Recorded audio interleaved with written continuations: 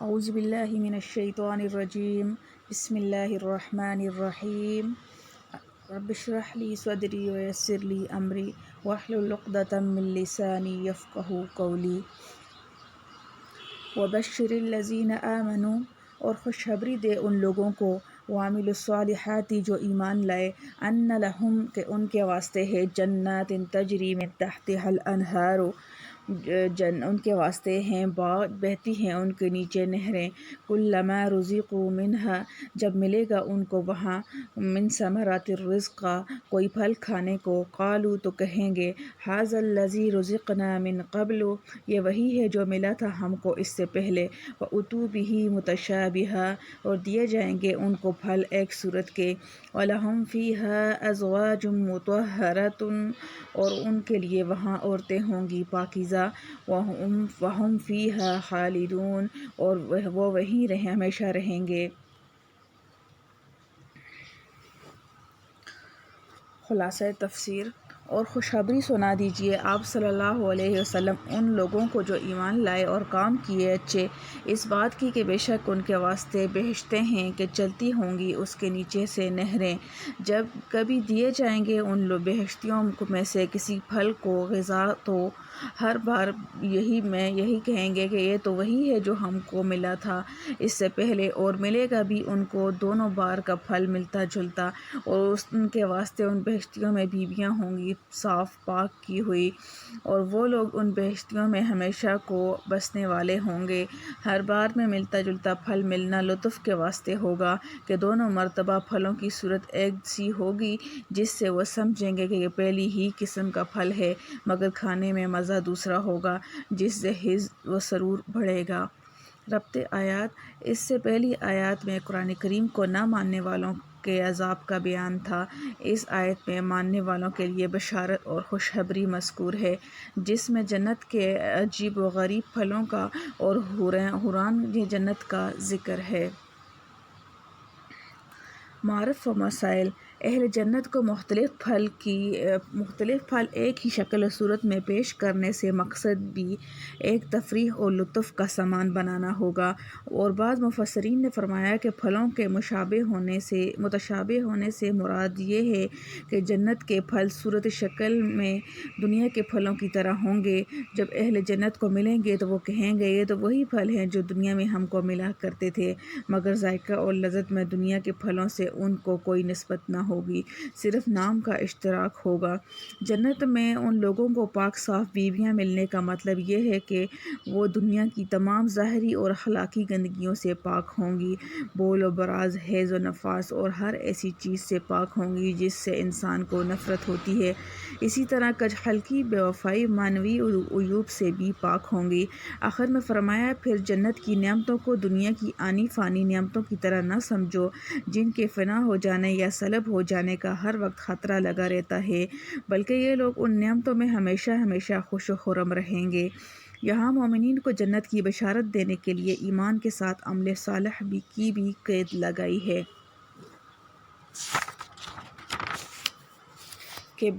کہ ایمان بغیر عمل صالح کے انسان کو اس بشارت کا مستحق نہیں بناتا اگرچہ صرف ایمان بھی جہنم میں خلود و دوام سے بچانے کا سبب ہے اور مومن کتنا بھی گناہ گار ہو کسی نہ کسی وقت میں وہ جہنم سے نکالا جائے گا اور جنت میں پہنچے گا مگر عذاب جہنم سے بالکل نجات کا بغیر عمل صالح کا کوئی مستحق نہیں ہوتا۔ روح البیان کرتبی ان اللہ لا یستحیی ان یضرب مثلا ما بعوضۃ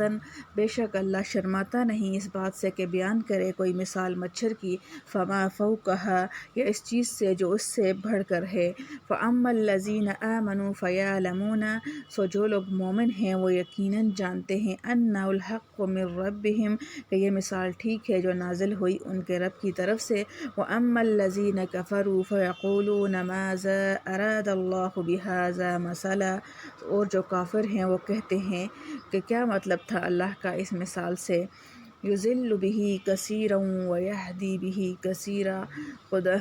خدا تعالیٰ اس مثال سے بہتوں کو گمراہ کرتا ہے،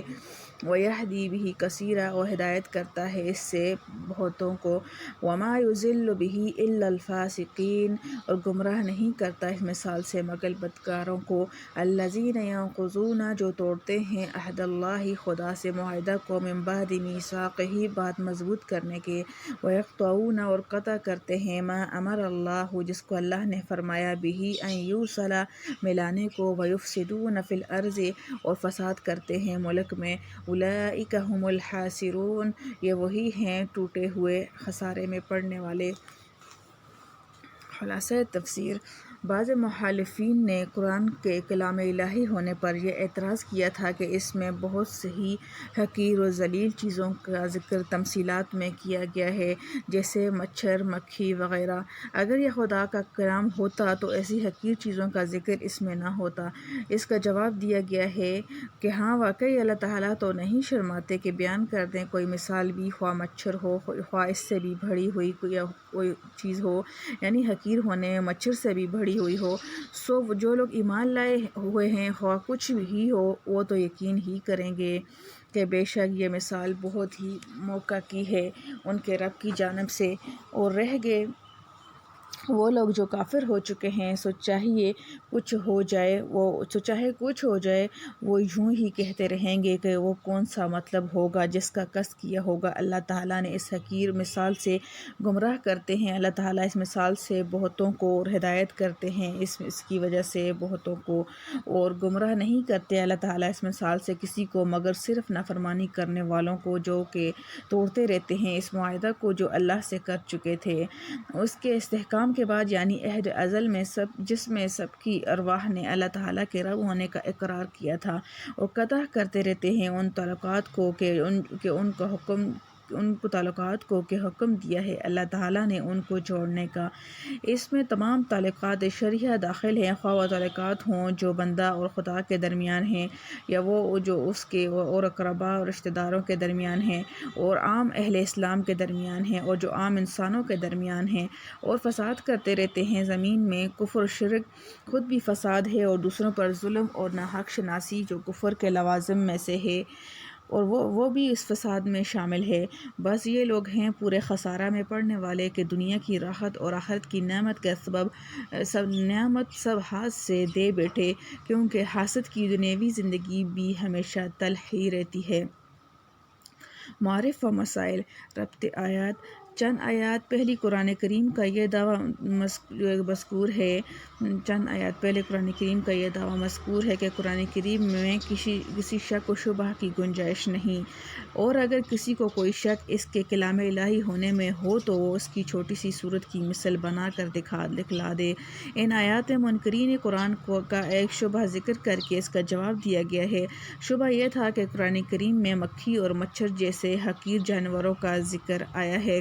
یہ اللہ تعالیٰ کی اور اس کے کلام کی عظمت کے خلاف ہے۔ اگر یہ اللہ تعالیٰ کا کلام ہوتا تو اس میں ایسی حقیر گھناؤنی چیزوں کا ذکر نہ ہوتا، کیونکہ بڑے لوگ ایسی چیزوں کے ذکر سے شرم و حیا محسوس کرتے ہیں۔ جواب یہ دیا گیا کہ جب کسی حقیر و ذلیل چیز کی مثال دینی ہو تو کسی ایسی ہی حقیر چیز سے مثال دینا مقتضائے عقل و بلاغت ہے۔ اس غرض کے لیے کسی گھناؤنی چیز کا ذکر کرنا شرم و حیا کے قطعاً منافی نہیں، اس لیے اللہ تعالیٰ ایسی چیزوں کے ذکر سے نہیں شرماتے۔ اور یہ بھی بتلا دیا کہ ایسی احمقانہ شبہات صرف ان لوگوں کو پیدا ہوا کرتے ہیں جن کے قلوب اور دماغوں سے ان کے کفر کی وجہ سے سمجھنے بوجھنے کی صلاحیت مفقود ہو گئی ہو۔ ایمان والوں کو کبھی ایسے شبہات دامنگیر نہیں ہوتے۔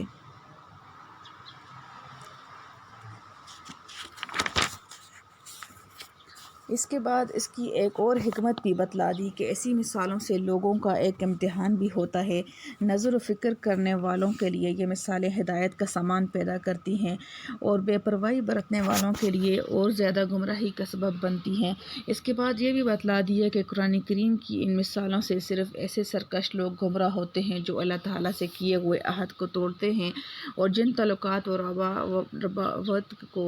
اللہ تعالیٰ نے جوڑنے کا حکم دیا ہے یہ لوگ ان کو توڑتے ہیں، جس کا نتیجہ زمین میں فساد پھیلانا ہوتا ہے۔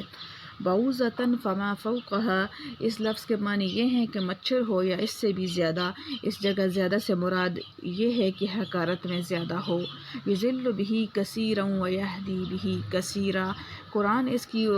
اور اس کی مثالوں کے ذریعہ بہت سی مخلوقات کو ہدایت کرنا تو ظاہر ہے، مگر اس کے ذریعہ بہت سے لوگوں کو گمراہ کرنے کا مطلب یہ ہے۔ جس طرح یہ قرآن اس کے ماننے والوں اور اس پر عمل کرنے والوں کے لیے ذریعہ ہدایت ہے، اسی طرح اس کا انکار کرنے والوں اور مخالفت کرنے والوں کے لیے ذریعہ گمراہی بھی ہے۔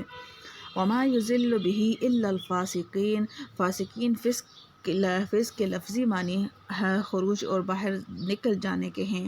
اصطلاح شرح میں اللہ تعالیٰ کی اطاعت سے نکل جانے والوں کو فسق کہتے ہیں، اور اطاعت الہیہ سے نکل جانا کفر و انکار کے ذریعہ بھی ہوتا ہے، اور عملی نافرمانی کے لیے بھی اس لیے لفظ فاسق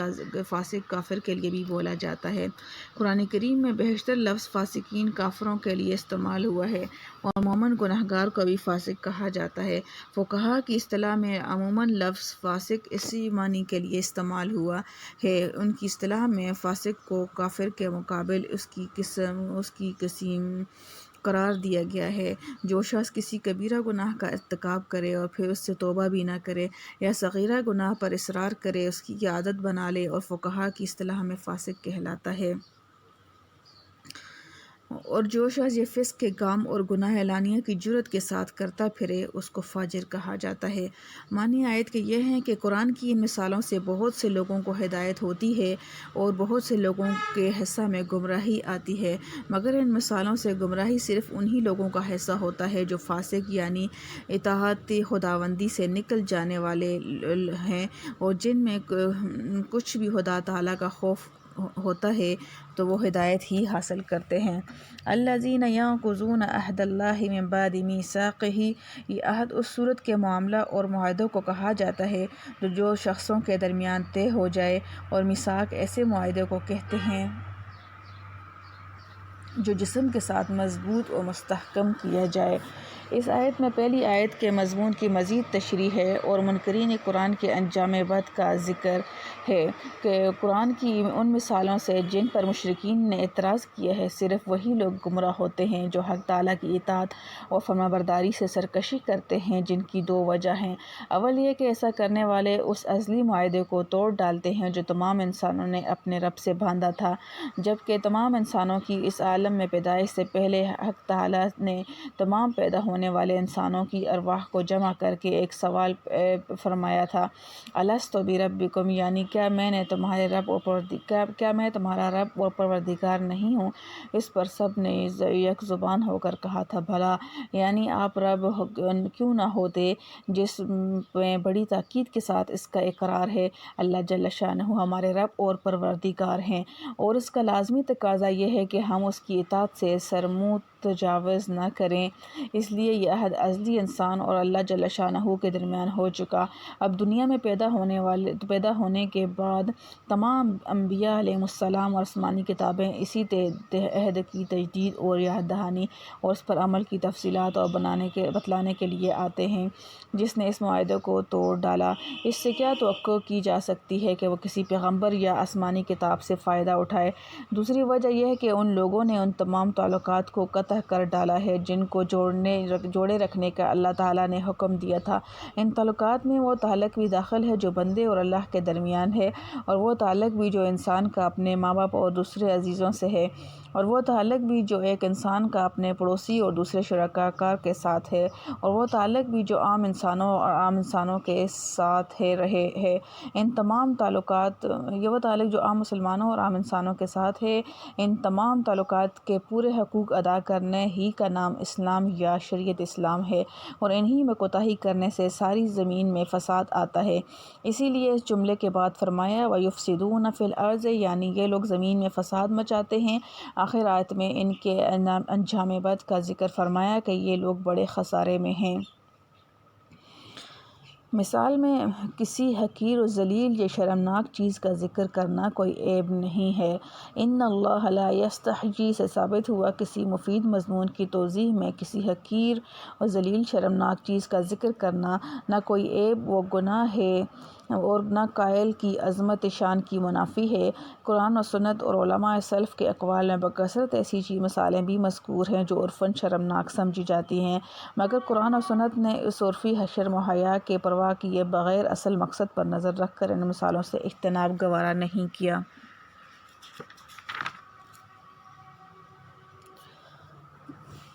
ينقضون عہد اللہ سے ثابت ہوا کہ عہد و معاہدہ کی خلاف ورزی شدید گناہ ہے، جس کا نتیجہ یہ بھی ہو سکتا ہے کہ وہ تمام نیکیوں سے محروم ہو جائے۔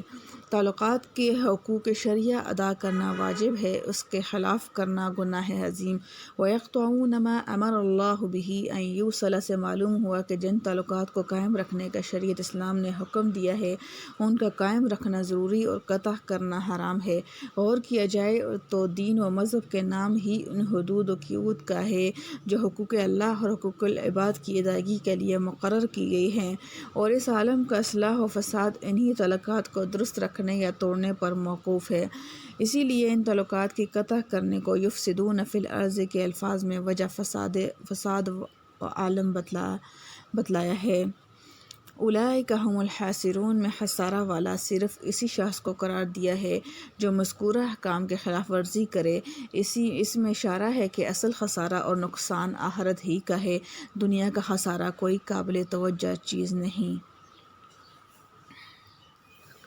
کیف تکفرون باللہ کس طرح کافر ہوتے ہو خدا تعالیٰ سے، وکنتم امواتا فاحیاکم حالانکہ تم بے جان تھے پھر تم کو زندہ کیا، ثم یمیتکم ثم یحییکم پھر تم کو مارے گا پھر تم کو زندہ کرے گا، ثم الیہ ترجعون پھر اسی کی طرف لوٹائے جاؤ گے۔ والذی خلق لکم ما فی الارض جمیعا وہی ہے جس نے پیدا کیا تمہارے واسطے جو کچھ زمین میں ہے سب، ثم استوی الی السماء پھر قصد کیا آسمان کی طرف، فسواہن سبع سماوات سو ٹھیک کر دیا اس کو 7 آسمان، وہو بکل شیء علیم اور خدا تعالیٰ ہر چیز سے خبردار ہے۔ خلاصہ تفسیر: بھلا کیوں ناشکری کرتے ہو اللہ کے ساتھ کہ اس کے احسانات کو بھلا دیتے ہو اور غیروں کا کلمہ پڑھتے ہو، حالانکہ اس پر دلائل واضح قائم ہیں کہ صرف ایک اللہ ہی مستحق عبادت ہے۔ مثلاً یہ کہ تم بے جان یعنی نطفہ میں جان پڑنے سے پہلے سو تم کو جاندار کیا، پھر تم کو موت دیں گے، پھر زندہ کریں گے یعنی قیامت کے دن، پھر انہی کے پاس لے جائے جاؤ گے یعنی میدان قیامت میں حساب کتاب کے لیے حاضر کیے جاؤ گے۔ وہ ذات پاک ایسی ہے جس نے پیدا کیا تمہارے فائدہ کے لیے جو کچھ بھی زمین میں موجود ہے سب کا سب، یہ فائدہ عام کھانے پینے کا ہو یا پہننے کا ہو یا برتنے یا نکاح اور روح کو تازگی بخشنے کا۔ اس سے معلوم ہوا کہ دنیا کی کوئی چیز ایسی نہیں ہے جس سے انسان کو فائدہ نہ پہنچتا ہو۔ اس سے یہ لازم نہیں آتا کہ ہر انسان کا ہر استعمال حلال ہو، جیسے سمیات قاتلہ بھی فائدہ انسان سے خالی نہیں، مگر ان کا کھا لینا عقلاء کے نزدیک ممنوع ہے۔ پھر توجہ فرمائی کہ ان آسمان کی طرف یعنی اس کی تخلیق و تکمیل کی طرف تو درست کر کے بنا دیے ان کو 7 آسمان اور وہ سب چیزوں کے جاننے والے ہیں۔ معارف و مسائل: ربط آیات: پچھلی آیتوں میں خدا تعالیٰ کے وجود، توحید و رسالت کے دلائل واضحہ اور منکرین و مخالفین کے خیالات باطلہ کا رد مذکور تھا۔ مذکورہ 2 آیتوں میں اللہ تعالیٰ کے احسانات اور انعامات کا ذکر کر کے اس پر اظہار تعجب کیا گیا ہے کہ اتنے احسانات کے ہوتے ہوئے کیسے یہ ظالم کفر و انکار میں مبتلا ہیں، جس میں ان پر تنبیہ کی ہے کہ اگر دلائل میں غور کرنے کی زحمت گوارا نہیں کرتے تو کم از کم محسن کا احسان ماننا، اس کی تعظیم و اطاعت کرنا تو ہر شریف انسان کا طبعی اور فطری تقاضا ہے۔ اسی راستے میں تم اللہ تعالیٰ کی اطاعت پر آ جاؤ۔ پہلی آیت میں ان مخصوص نعمتوں کا ذکر ہے جو ہر انسان کی ذات اور نفس کے اندر موجود ہیں کہ پہلے وہ بے جان ذرات کی صورت میں تھا، پھر اس میں اللہ تعالیٰ نے زندگی پیدا فرمائی۔ دوسری آیت میں ان عام نعمتوں کا ذکر ہے جس سے انسان اور تمام مخلوقات فائدہ اٹھاتی ہیں اور وہ انسان کی زندگی اور بقا کے لیے ضروری ہیں۔ ان میں پہلے زمین اور اس کی پیداوار کا ذکر کیا گیا جس سے انسان کا قریبی تعلق ہے، پھر آسمانوں کا ذکر کیا گیا جس کے ساتھ زمین کی حیات اور پیداوار وابستہ ہیں، کیف تکفرون باللہ، کیسے انکار کرتے ہو اللہ کا، کیسے اللہ کا انکار کرتے ہو۔ ان لوگوں نے اگرچہ بظاہر خدا کا انکار نہیں کیا مگر رسول خدا کا انکار کو خدا ہی کا انکار قرار دے کر ایسا خطاب کیا گیا ہے۔ کنتم امواتا فاحیاکم، اموات میت کی جمع ہے، مردہ اور بے جان چیز کو کہا جاتا ہے۔ مراد یہ کہ انسان اپنی اصل حقیقت پر غور کرے تو معلوم ہوگا کہ اس کی وجود کی ابتدا وہ بے جان ذرات ہیں جو کچھ منجمد چیزوں کی شکل میں، کچھ بہنے والی چیزوں میں، کچھ غذاؤں کی صورت میں تمام دنیا میں پھیلے ہوئے تھے۔ اللہ تعالیٰ نے ان بے جان ذرات کو کہاں کہاں جمع فرمایا، پھر ان میں جان ڈالی، ان کو زندہ انسان بنا دیا۔ یہ اس کی ابتدائی پیدائش کا ذکر ہے۔ ثم یمیتکم ثم یحییکم، یعنی جس نے پہلی مرتبہ تمہاری بے جان ذرات کو جمع کر کے ان میں جان پیدا کی، وہ اس عالم میں تمہاری عمر کا مقررہ وقت پورا ہونے کے بعد پھر تمہیں موت دے گا، اور پھر ایک عرصہ کے بعد قیامت میں اسی طرح تمہارے جسم کے بے جان اور منتشر ذرات کو جمع کر کے تمہیں زندہ کرے گا۔ اس طرح ایک موت یعنی بے جان ہونا تمہاری ابتدا میں تھا، پھر اللہ تعالیٰ نے تمہیں زندہ کیا۔ دوسری موت دنیا کی پوری عمر ہونے کے وقت، اور دوسری زندگی قیامت کے روز ہوگی۔ پہلی موت اور زندگی کے درمیان چونکہ کوئی فاصلہ نہ تھا، اس لیے اس میں حرف فا استعمال کیا گیا، فاحیاکم، اور چونکہ دنیا کی حیات اور موت کے درمیان اور اسی طرح اس موت اور زندگی کے درمیان خاصا فاصلہ تھا، اس لیے وہاں لفظ ثم اختیار کیا گیا۔ ثم یمیتکم ثم یحییکم، ثم کیونکہ لفظ ثم بعد مدت کے لیے استعمال ہوتا ہے۔ ثم الیہ ترجعون، یعنی پھر تم اس ذات پاک کی طرف پھر کر جاؤ گے۔ اس سے مراد حشر اور نشر اور قیامت کا وقت ہے۔ اس آیت میں اللہ تعالیٰ نے اپنے اس انعام و احسان کا ذکر کیا ہے جو ہر انسان کی اپنی ذات سے متعلق ہے، اور جو سارے انعامات و احسانات کا مدار ہے، یعنی زندگی دنیا و آخرت اور زمین و آسمان کی جتنی نعمتیں انسان کو حاصل ہیں وہ سب اسی زندگی پر موقوف ہیں۔ زندگی نہ ہو تو کسی نعمت سے فائدہ نہیں اٹھا سکتا۔ زندگی کا نعمت سے ہونا تو ظاہر ہے، مگر اس آیت میں موت کو بھی ان نعمتوں کی فہرست میں شمار اس لیے کیا گیا ہے کہ یہ دنیا کی موت دروازہ ہے اس دائمی زندگی کا کہ جس کے بعد موت نہیں، اس لحاظ سے یہ موت بھی ایک نعمت ہے۔ مسئلہ آیت مذکورہ سے ثابت ہوا کہ جو شخص رسول کریم صلی اللہ علیہ وسلم کی رسالت کا منکر ہو یا قرآن کے کلام الہی ہونے کا منکر ہو، وہ اگرچہ بظاہر خدا کے وجود و عظمت کا انکار نہ کرے مگر اللہ تعالیٰ کے نزدیک وہ منکرین خدا ہی کی فہرست میں شمار ہے۔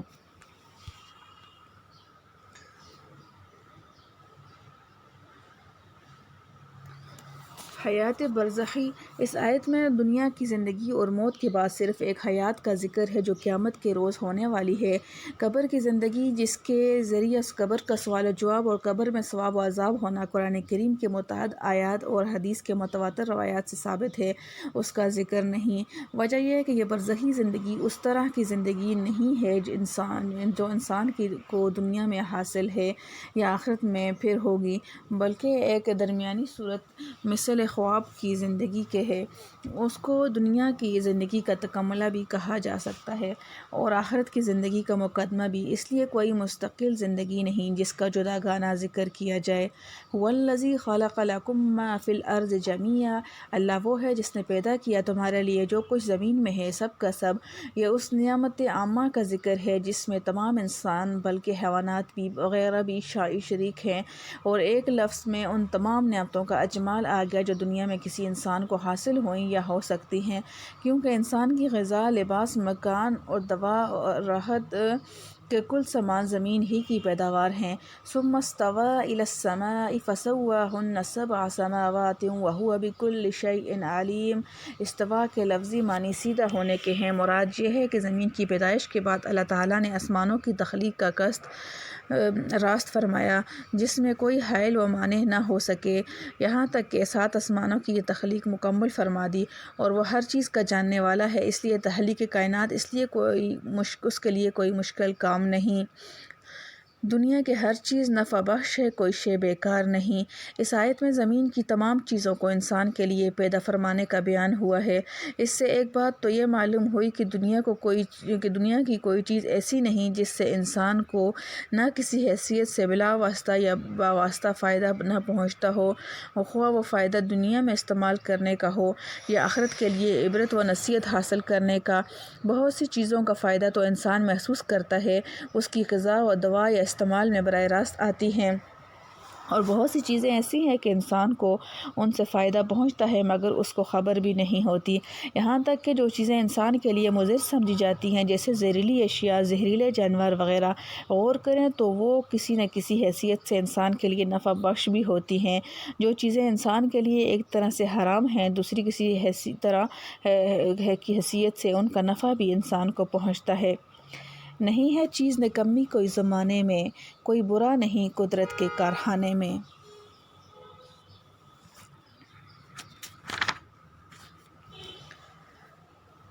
عارف باللہ ابن عطا نے اس آیت میں کے تحت فرمایا کہ اللہ تعالیٰ نے ساری کائنات کو تمہارے واسطے اس لیے پیدا فرمایا کہ ساری کائنات تمہاری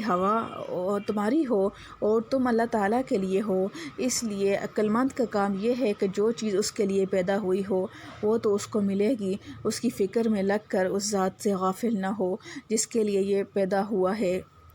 اشیاء عالم میں اصل اباحت ہے یا حرمت؟ اس آیت سے بعض علماء نے اس پر استدلال کیا ہے کہ دنیا کی تمام چیزوں میں اصل یہ ہے کہ وہ انسان کے لیے حلال و مباح ہوں، کیونکہ وہ اسی کے لیے پیدا کی گئی ہیں، بجز ان چیزوں کے جن کو شریعت نے حرام قرار دے دیا۔ اس لیے جب تک کسی چیز کی حرمت و قرآن و سنت سے ثابت نہ ہو اس کو حلال سمجھا جائے گا۔ اس کے بالمقابل بعض علماء نے یہ قرار دیا کہ انسان کے فائدے کے لیے کسی چیز کے پیدا ہونے سے اس کا حلال ہونا ثابت نہیں ہوتا، اس لیے اصل اشیاء میں حرمت ہے۔ جب تک قرآن و سنت کی کسی دلیل سے جواز ثابت نہ ہو ہر چیز حرام سمجھی جائے گی۔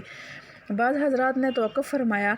تفسیر بحر محیط میں ابن حیان رحمۃ اللہ علیہ نے فرمایا کہ صحیح یہ ہے کہ اس آیت میں اقوال مذکورہ میں سے کسی کے لیے حجت نہیں، کیونکہ خلق لکم میں حرف لام ثبیت سے بتلانے سے آیا ہے کہ تمہارے سبب کے یہ چیزیں پیدا کی گئی ہیں۔ اس سے نہ انسان کے لیے ان چیزوں کے حلال ہونے پر کوئی دلیل قائم ہو سکتی ہے، نہ حرام ہونے پر، بلکہ حلال و حرام کے احکام جداگانہ قرآن و سنت میں بیان ہوئے ہیں، انہی کا اتباع لازم ہے۔ اس آیت میں زمین کی پیدائش پہلے اور آسمان کی پیدائش بعد میں ہونا بلفظ ثم بیان کیا گیا ہے، اور یہی صحیح ہے۔ اور سورہ والنازعات میں جو یہ ارشاد ہے وَالْأَرْضَ بَعْدَ ذَلِكَ دَحَاهَا، یعنی زمین کو آسمانوں کے پیدا کرنے کے بعد بچھایا، اس سے یہ لازم نہیں آتا کہ زمین کی پیدائش آسمانوں کے بعد ہوئی ہو، بلکہ اس کا مطلب یہ ہے کہ زمین کی درستی اور اس میں سے پیداوار نکالنے والی تفضیلی کام آسمانوں کی پیدائش کے بعد ہوئے، اگرچہ اصل زمین کی تخلیق آسمانوں سے پہلے ہو چکی تھی۔ اس آیت میں آسمانوں کی تعداد 7 ہونا ثابت ہے، اور اس سے معلوم ہوا کہ علم حیت والوں کا آسمانوں کی تعداد 9 بتلانا غلط، بے دلیل اور محض خیالات پر مبنی ہے۔ الحمدللہ حمدا کثیرا طیبا مبارکا فیہ کما یحب ربنا ویرضی، لا حول ولا قوة الا باللہ۔ ربنا ظلمنا انفسنا وان لم تغفر لنا وترحمنا لنکونن من الخاسرین، یا حی یا قیوم برحمتک استغیث۔ الحمدللہ۔